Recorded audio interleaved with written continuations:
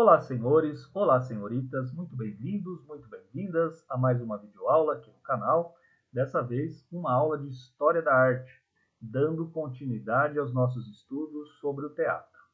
Na primeira aula, nós demos uma definição geral sobre o teatro, nós falamos sobre o surgimento do teatro e eu mencionei muito rapidamente o teatro grego clássico, dividido entre tragédia e comédia.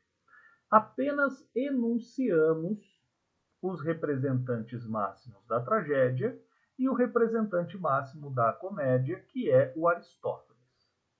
Certo?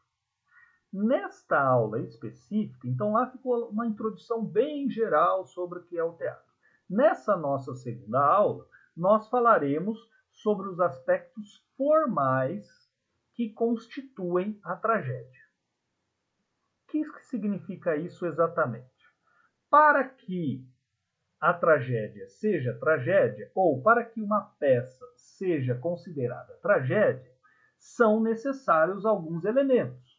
Esses elementos eles podem ser resumidos nesses quatro que eu coloquei aqui: catarse, herói, coro, peripécia. É preciso são precisos esses elementos para que uma peça se constitua enquanto tragédia, certo? Então, nessa segunda aula, nós não falaremos sobre nenhuma tragédia em particular. Essa ação, ou seja, falar sobre uma tragédia em particular, será na aula 3. Na aula 3, nós faremos o estudo de caso. Já adianto, o nosso estudo será sobre a Medeia de Eurípides. Então, você procura aí no Google, dê um PDF, Medeia Eurípides PDF, você vai achar. É de suma importância que você leia esta peça antes de ir para a aula 3, certo? Por quê? Porque senão você vai ficar perdido, velho. Porque senão vai parecer mais um blá blá blá. Então é legal, seria muito legal que vocês lessem antes, para que depois você pudesse aproveitar imensamente mais e melhor a aula 3 do que se você não ler, certo? Bom, a princípio, então vamos aqui para a aula 2. A princípio, o texto que nós temos, digamos assim, o texto teórico, o texto de teoria literária que nós temos, que comenta o que é uma tragédia, o que define o que é uma tragédia, é o livro do Aristóteles chamado Poética. Esse livro que chegou até nós não está concluído. O que se diz é que, de fato, não houve tempo para que o Aristóteles o concluísse. Porém, também há uma outra versão que ele escreveu, ele concluiu esse livro, mas as partes não chegaram até nós. Não interessa, vamos ficar com aquilo que, de fato, nós temos, ou seja, é a parte da Poética de Aristóteles que trata sobre a tragédia. Essa parte desse livro ficou há muito tempo foi tomada, há muito tempo como o manual da arte grega. Tudo aquilo que Aristóteles estipulava, tudo aquilo que Aristóteles escreveu, era e foi tomado, né, como o cânone das definições dos tipos de arte e das definições e caracterizações em relação à tragédia. Por que eu estou mencionando isso? Porque um dos elementos centrais da tragédia não aparece de maneira física. Vocês já vão entender o que eu quero dizer. Não aparecem de maneira física dentro da peça. O herói, num certo sentido, é o sujeito. Num certo sentido, não. Fisicamente é o cara lá que é o ator principal em que vai acontecer o desenrolar, né? O desenrolar da história vai girar ao seu redor, certo? Esse desenrolar é chamado de peripécia. Peripécias são as atividades, as reviravoltas que acontecerão na vida do herói.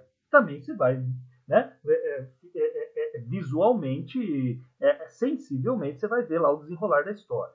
E o coro também, sensivelmente, você olha lá um conjunto de pessoas que vão lá e tem lá a sua função dentro da peça. É evidente que eu vou falar com muito maior, né, com mais detalhes sobre o que é herói, coro e peripécia. O que eu estou querendo, onde eu estou querendo chegar, é que a catarse, ao contrário então de herói, coro e peripécia, não é algo que está, não é um elemento material da obra. A catarse é a função da tragédia. Guardem isso no seu coração. Né? A catarse, ela é uma função da tragédia. E o que é catarse? Se a gente tiver que definir catarse de uma maneira muito simples, catarse significa a expiação dos nossos sentimentos. Expiação, gente, é o descarrego. Descarrego é a palavra que eu vejo mais próxima. Expiar significa descarregar os sentimentos, purificar a alma, certo? Eu vou colocar aqui, catarse. Descarregar. Onde está aqui? Purificar a alma mediante a identificação com o descarregar, purificar a alma do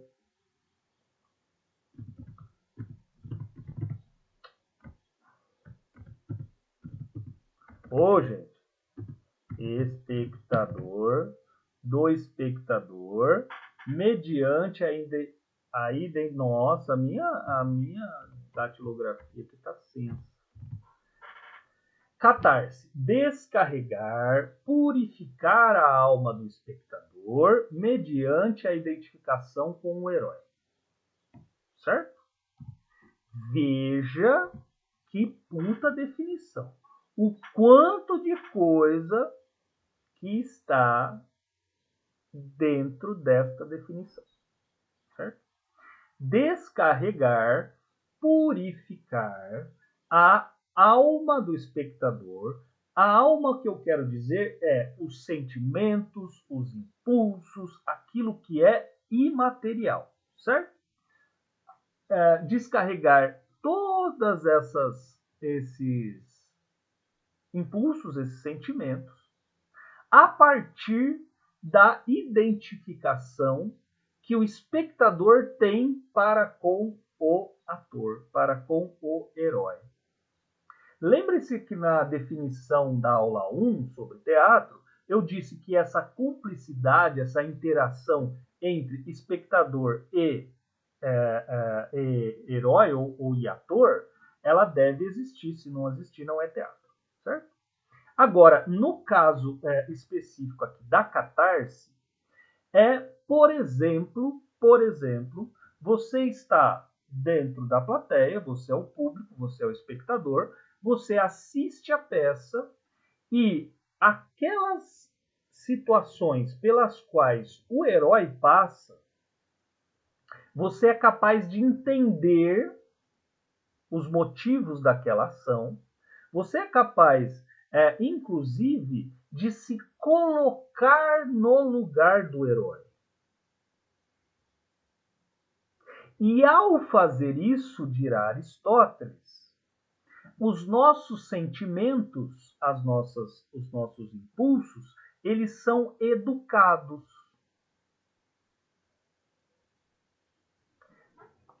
Veja, gente, veja só, por favor. Por que eu estou me demorando nessa ideia de catarse? Porque a psicanálise freudiana vai usar a mesma coisa. Vai usar essa palavrinha também para mostrar como que algumas ações são ações catárticas. Né? Elas servem mesmo para que a gente jogue tudo aquilo que está fora de nós. Certo?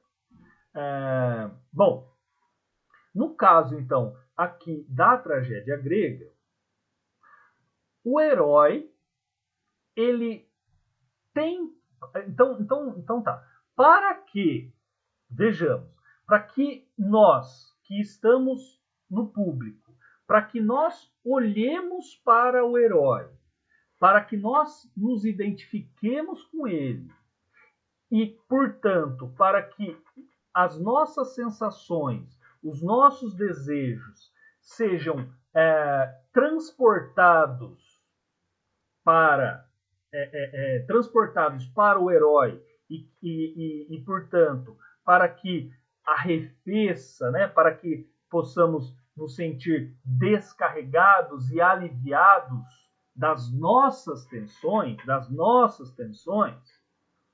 como será que precisa ser o herói? Né? Quem é essa figura herói na tragédia grega? O próprio Aristóteles dirá: o herói, ele é um semideus. Então, vou colocar aqui, né? O herói, ele é um semideus. O que é ser um semideus? É ter, ao mesmo tempo, ele ter origem no divino e no profano, no sagrado e no profano, no céu e na terra, Deus e homens. Certo? Então, o semideus é aquele cara que ele transita entre os meros mortais e os imortais. Ele pode ser filho de um deus com uma mortal, filho de uma deusa com um mortal. Ele ou ela. Por quê? Porque nós falamos que a terceira aula será sobre a Medeia. De novo, Medeia, Eurípides, PDF, baixar, ler, terceira aula. Certo? Então, ele tem que ser um semideus. Por que ele tem que ser um semideus? Para que o público, de antemão, já tenha interesse em ver as suas performances, as suas ações. Certo? Então, a princípio, imediatamente, não pode ser um sujeito como os demais espectadores. Tem que ser já, de antemão, alguém que esteja acima. Só que esse acima, esse ser superior, também não pode ser o fodão da galáxia. Não pode ser um deus. O herói não pode ser Zeus. Por quê? Porque um deus, porque Zeus, porque Baco, porque sei lá quem, já está absolutamente fora da esfera humana. Então imagina o público sentado, eu vou ver a história sobre Zeus. Então tudo que Zeus fizer, na hora que eu, público, assistir, eu vou falar assim, mas isso eu não consigo fazer. Mas isso está muito fora da minha capacidade enquanto humano. Ou seja, não haverá essa identificação. Certo? Não haverá essa identificação. Portanto, a exigência é de que o herói seja um semideus. Certo? Ficamos claros por enquanto? Beleza. Ora, então, como eu disse, já que o semideus ele transita entre aquilo que é divino e aquilo que é só humano,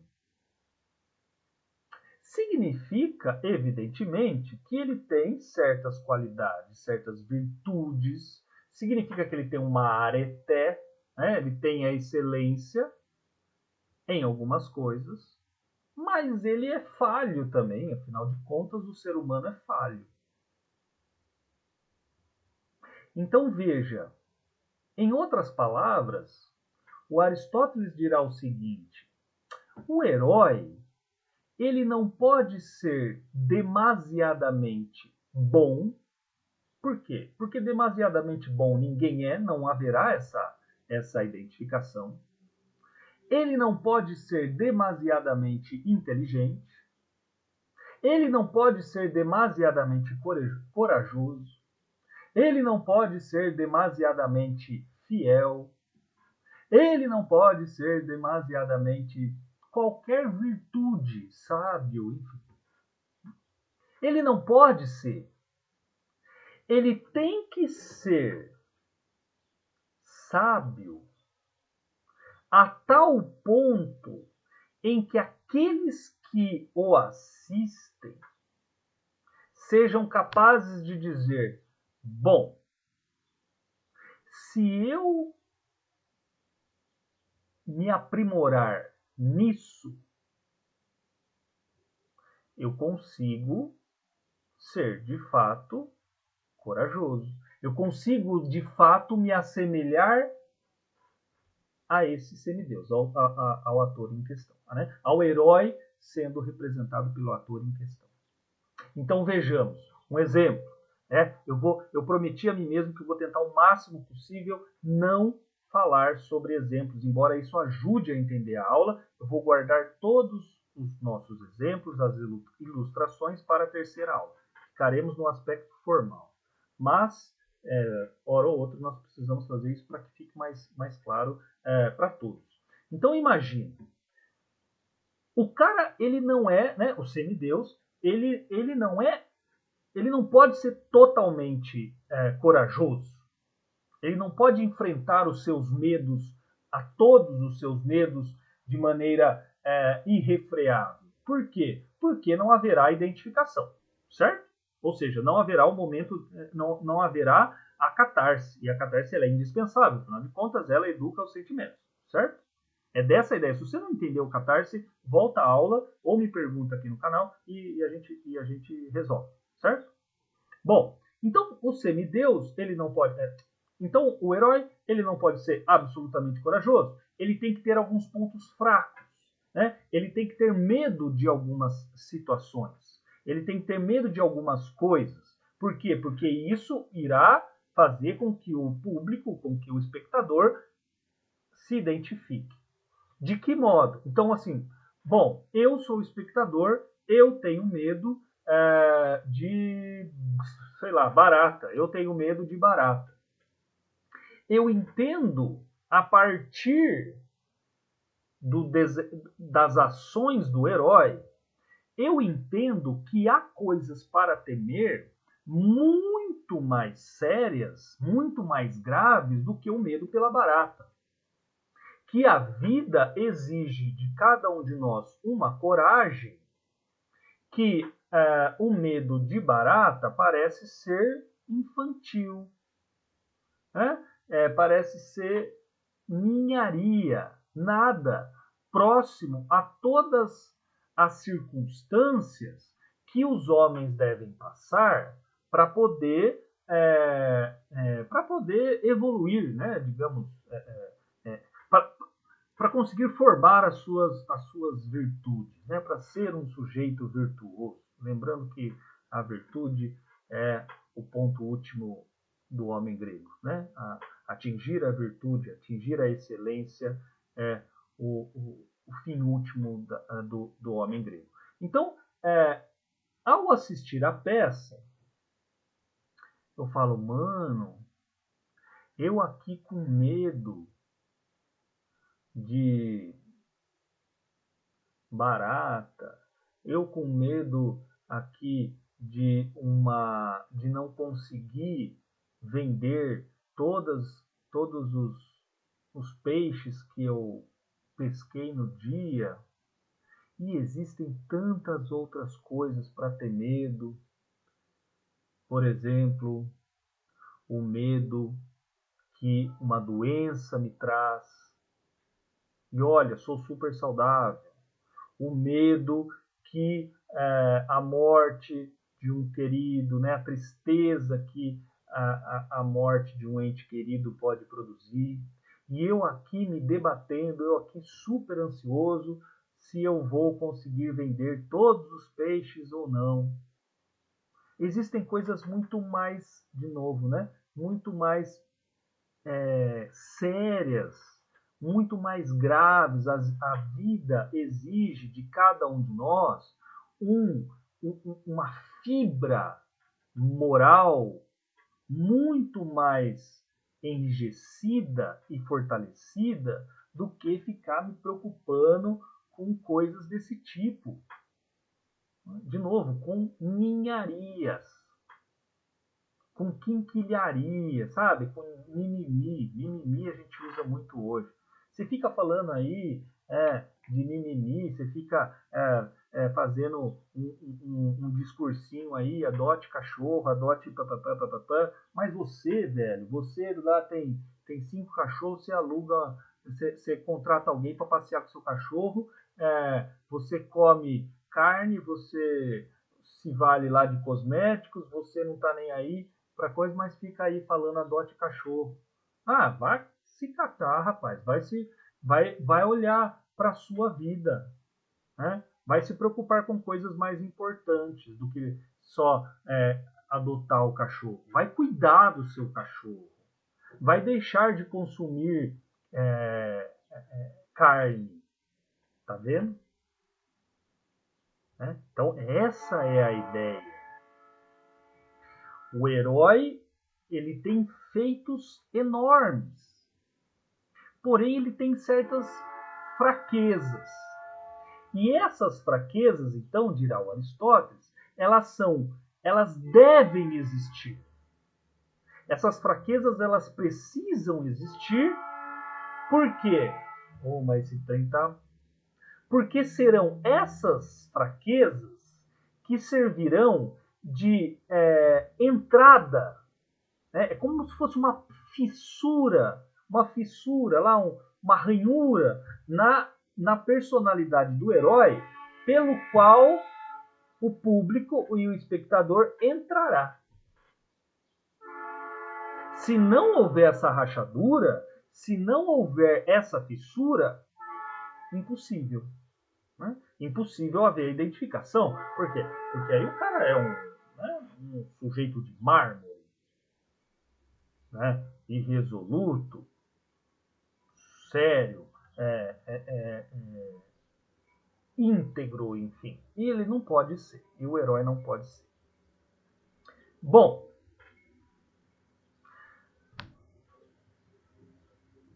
deixando de falar só um pouquinho sobre o herói, já voltamos. Afinal de contas, a ideia está toda, né? A definição de tragédia, ela tá só carregada do que é o herói. Existe uma parte na tragédia que é chamada de coro. O que é o coro? O coro é um conjunto de pessoas indistintas que acompanha a peça e tem como finalidade a peça, fazê-la compreensível ao público. Coro, este coro canta, porque era cantado, evidente, né? Canta algumas situações que não são propriamente expressas pelo herói, mas o coro canta determinadas situações para contextualizar o público sobre determinado momento da peça. Então, ela contextualiza, eu disse, né? Ela serve para aproximar, tem como função, colocar aqui, função principal, aproximar público de herói. Essa aproximação do público, né, ao herói, ela se dá seja pela contextualização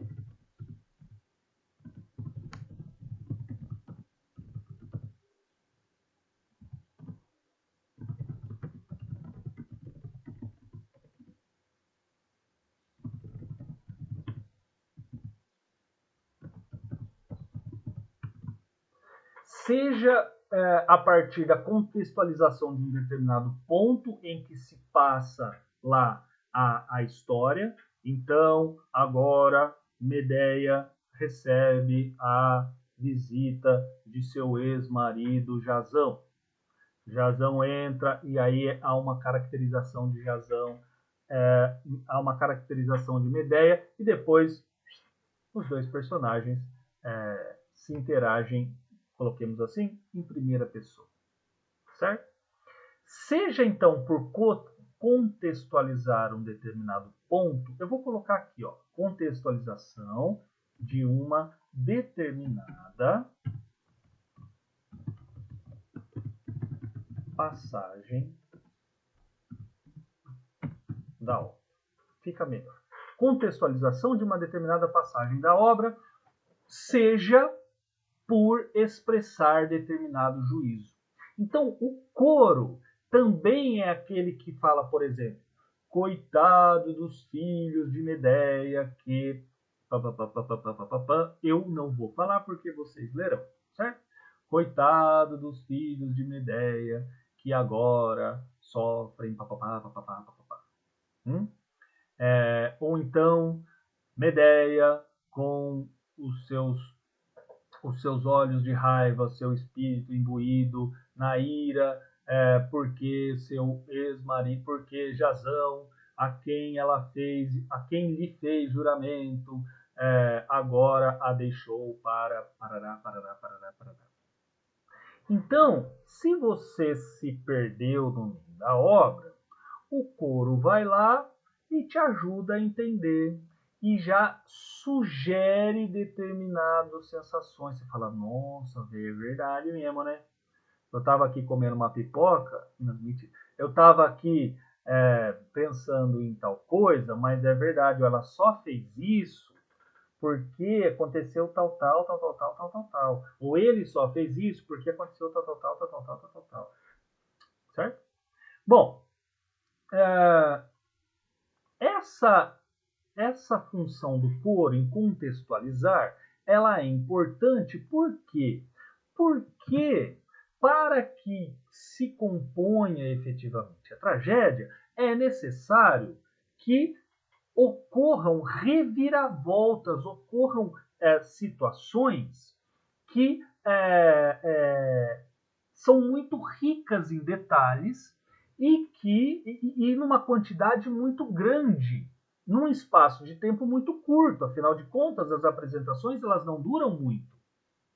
E nas tragédias acontecem diversas coisas.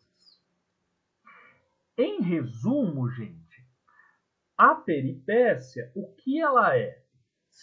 Vou colocar aqui, ó, são as reviravoltas pelas quais o herói deve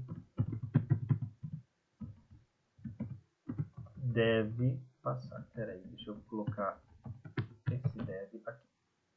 São as reviravoltas pelas quais o herói deve passar. O sujeito peralta, né? O que é o sujeito peralta? É aquele sujeito que faz arte, que faz, que é desordeiro, né? Desordeiro, que estremece a ordem. As peripécias, moçada, muita atenção aqui. As peripécias, elas são exatamente isso. São consequências das ações ou são consequências, desculpa, das decisões que o herói tomou. Veja, vamos ver se ficou claro o que eu disse. Quando você não tem peripécia, quando as coisas seguem o fluxo natural, quando as coisas seguem o seu destino, coloquemos assim. E coloquemos assim no sentido rigoroso mesmo, porque é, certo? Porém, então vejamos, dentro do imaginário grego é isso, certo? Existe uma ordem natural, essa ordem natural cada um faz aquilo que deve fazer, ponto final. Se isso fosse verdade, o mundo seria lindo e maravilhoso. Porém, os homens, eles não agem sempre de acordo com aquilo que nasceram para fazer. A ética grega, em especial a aristotélica, vai nos ensinar justamente a fazer aquilo que nós deveríamos fazer, certo? A peripécia, portanto, ela será o resultado de decisões que o herói tomou e que, portanto, alteraram o ciclo natural das coisas. O acontecimento que alteraram o desenrolar do mundo. Gente, é foda demais. Os gregos são espetaculares, pelo amor de Deus. Né? Bom, em um exemplo, não tem como fugir, para ficar claro para vocês. Homero escreveu a Odisseia. Mas o Homero não é dramaturgo. Né? Homero não escreveu peça de teatro. Filho, a Ilíada ou a Odisseia, ela era representada nos 4 cantos gregos. Ela se encaixa também como tragédia. E o seu herói, por excelência, Odisseu ou Ulisses. Certo? Muito rapidamente. Ulisses tinha lá. Ulisses, no dia em que o seu filho nasceu, portanto, imagina que felicidade, o filho de Ulisses, chamado Telêmaco, nasceu. Certo? Esse filho nasce, então está toda aquela festa, blablabla. Ulisses é o rei de Ítaca. Ulisses é um semideus, ele tem contato direto com Atena. Aí, o que acontece? No dia seguinte, na manhã seguinte, eles estão dormindo, eles quem? Ulisses e Penélope, né? Penélope é a mulher de Ulisses, mãe de Telêmaco. Estão dormindo lá os dois. Ele é acordado por um amo, né? Por um criado. Vai falar assim: olha, tem gente aí querendo falar com o senhor Ulisses. Aí ele chega, é uma convocação dos reis gregos, de alguns reis gregos, de Corinto, de Tebas, que os chamam, que o convoca, que chega lá e fala assim: Ulisses, nós precisamos da sua ajuda para ganhar a guerra de Troia. Não tem nem o que falar. O herói é esse cara, a princípio. Não tem nem o que dizer. Ele fala assim: a minha pátria é mais importante que tudo. A pátria, Grécia, é mais importante do que qualquer coisa. E aí ele nem pensa, ele fala: tô dentro. Quando que nós partimos? Agora é nós. E eles partem, né? Ulisses chama toda a galera lá que ele tinha que chamar, os seus soldados, seus conterrâneos, enfim, deixa lá a Penélope de boa, dá um beijinho lá nela, fala: Telêmaco, até mais, daqui a pouco eu volto. Ele vai, veja, não tem medo, mano. Não titubeia, ele vai enfrentar os troianos. tem aquela passagem do cavalo de Troia, né? Em resumo, os gregos, com a ajuda de Ulisses ou Odisseu, ganham a guerra de Troia, uma guerra que já havia se estendido há décadas, e sempre os gregos tomando no giló, perdendo cada uma das batalhas. Finalmente, os gregos ganham com a ajuda, ou melhor, por quê? Porque Ulisses estava na batalha. Na manhã seguinte à vitória dos gregos, Ulisses vai para um penhasco que termina exatamente onde o mar começa. E ele fala: eu, Ulisses, de carne, osso e veias, ganhei de Troia.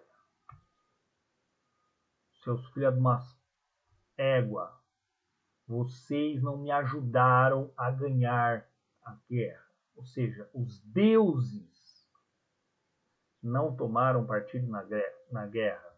Se tomaram partido, foi contra os gregos. Velho do céu. Olha só o que acontece. Aparece Poseidon das águas, seu filho de uma égua.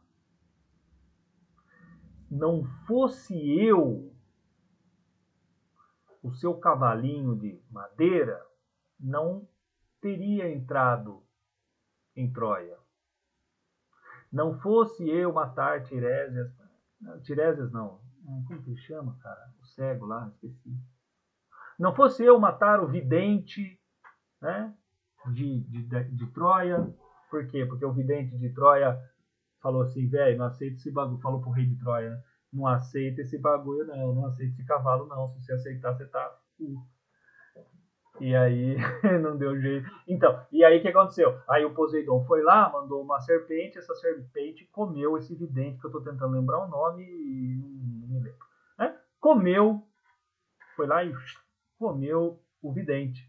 Aí o Ulisses falou assim, filho, você não vai, né? Você não vai aceitar esse presente? Ó, você está colocando em dúvida o meu presente, olha o que aconteceu. Olha o que aconteceu, olha o que os deuses fizeram. Comeram o seu vidente. Ele falou, verdade, né? Aí ele levou o cavalo para dentro e deu o que deu, você já sabe. Bom, o fato é,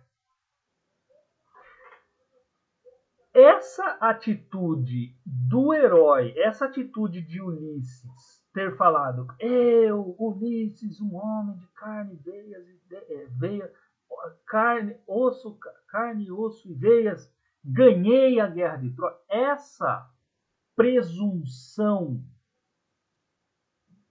de Ulisses é ela que vai gerar a peripécia. Por quê? Porque se Ulisses simplesmente acabasse a guerra de Troia, ganhasse a guerra de Troia, montasse no barquinho e voltasse para Ítaca, ele faria isso em semanas, em dias. Vai lá, agradece aos deuses, valeu, obrigado, com a ajuda de vocês nós ganhamos a guerra, ele voltaria para Penélope, Telêmaco, e a vida seguiria normalmente. Porém, essa atitude de colocar-se acima dos deuses, que dentro da literatura grega é chamado de híbris. Híbris, gente. Então vamos colocar aqui, híbris. Híbris é o quê? Excesso. Desmedida.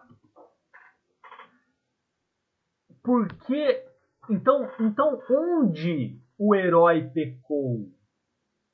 O herói pecou em colocar-se acima dos deuses. Então ele excedeu o seu metron. Lembra-se, eu falei sobre o metron na primeira aula, muito rapidamente. Essa palavra não é desconhecida, portanto, para vocês. Metron. Metron é o seu lugar. Conhece-te a ti mesmo, já estava lá na entrada do oráculo de Delfos. O herói é aquele, então, que comete excessos e, né, que se vale da híbris. Ele pulsa. Então, ele comete uma falta. Ele comete uma falta. Ele erra, portanto. E por errar, ele desencadeia a peripécia. Ele desencadeia, então, um conjunto de fenômenos, de relações de causa e efeito, que não precisariam acontecer. Então, no caso específico do Odisseu ou do Ulisses, o que vai acontecer? Ele vai demorar anos para voltar para Ítaca. E os deuses brigando. Às vezes uns ajudam o Odisseu, às vezes outros ajudam, às vezes uns atrapalham. E nisso, velho, o Odisseu vai ficando. Só que os caras que estavam com ele vão morrendo aos poucos. Então, a ação do semideus, ela é arrebatadora, ela leva vários outros consigo. Ela é prejudicial. Ela leva gente que não precisaria morrer. Ela leva gente que não precisaria sofrer o que sofreram pela ação do herói. Só que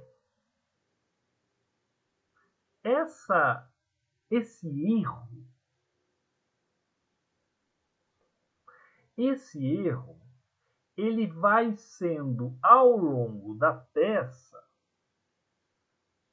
relativizado. Quer dizer, que significa, o que eu quero dizer com relativizado? Esse erro, ele vai sendo atenuado, ele vai sendo compreendido pelo público. O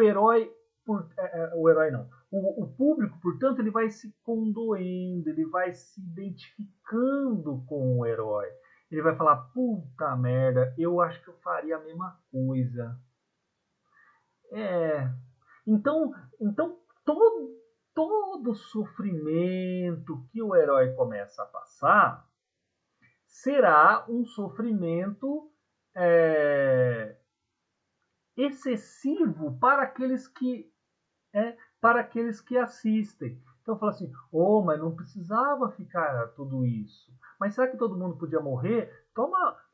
Sacanagem, cara. Sofreu tanto. Não precisa sofrer assim.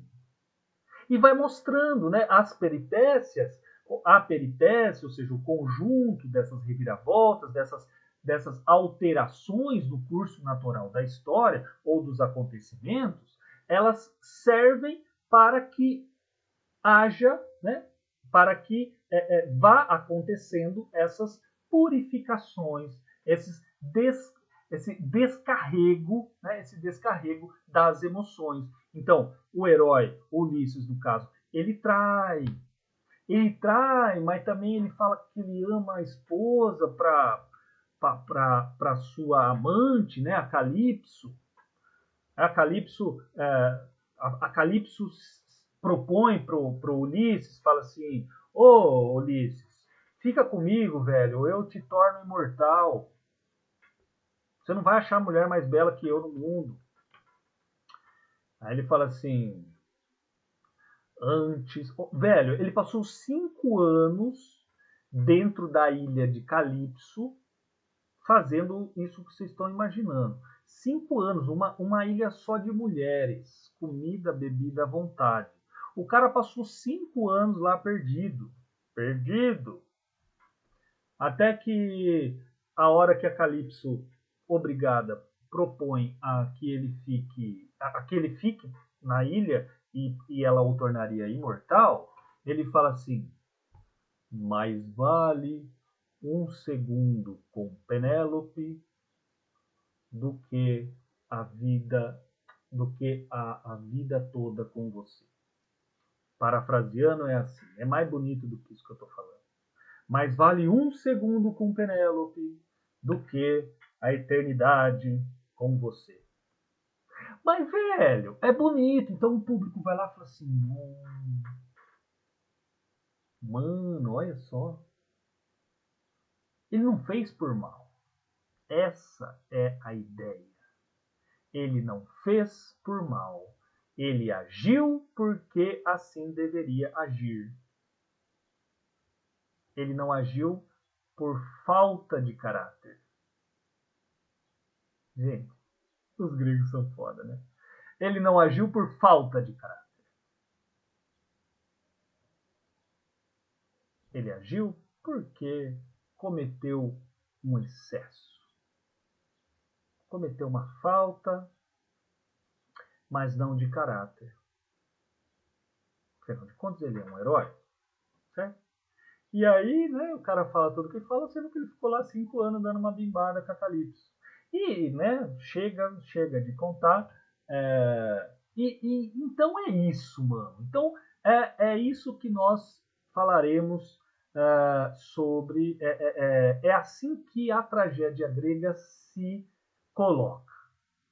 Existe um coro que faz essa ponte, ajuda o, o contato entre ator e público e espectador, e o herói tem todas essas características que nós falamos, e a peripécia ela é resultado de uma ação excessiva, não voluntária do herói.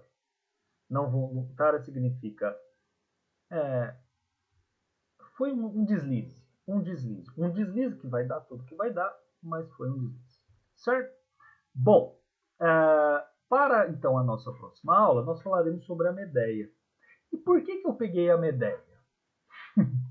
Porque a Medeia ela é uma obra que se destoa dessa fórmula que eu acabei de contar para vocês.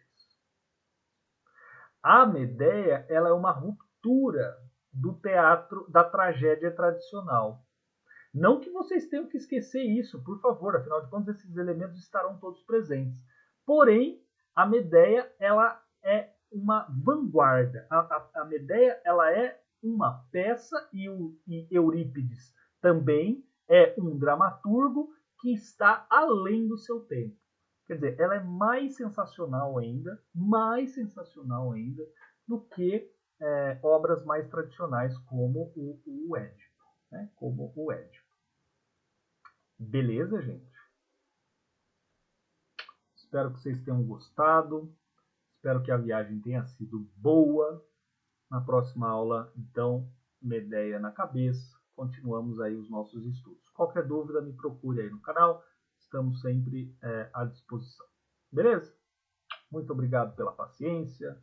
Muito obrigado pela audiência, como diz o Faustones. E é isso aí. Valeu. Até mais.